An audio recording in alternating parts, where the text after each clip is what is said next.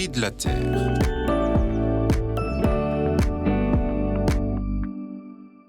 Les écolos sont des terroristes, c'est bien connu. Osez dégainer une paille en plastique et 3 bonshommes en verre forceront votre porte, comme les inquisiteurs dans les Monty Python. Éco-terroristes, Khmer vert, bons à rien sauf à s'en prendre aux forces de l'ordre, voilà quelques descriptifs classiques, y compris dans la presse ou chez nos élus.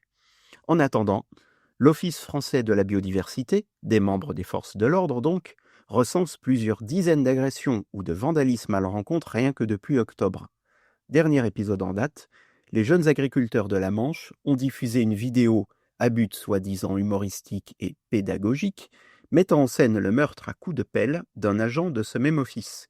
Imaginez le tollé si un syndicat d'enseignants ou d'ouvriers faisait la même.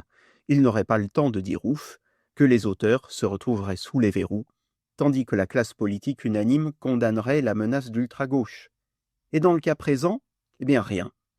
Nulle condamnation officielle, voire des soutiens à demi-mot, une vague plainte à l'issue douteuse.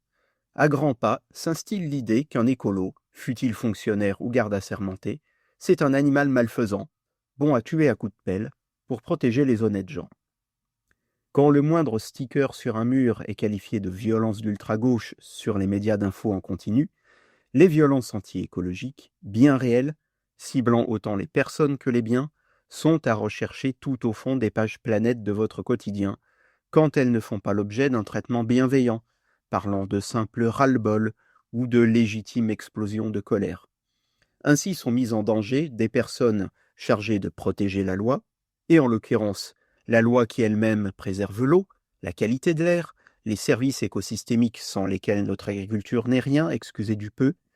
Ici s'opère la fabrication d'un ennemi, l'éco-terroriste, dont on attend toujours la première victime. Il est temps de mettre fin à cette manipulation.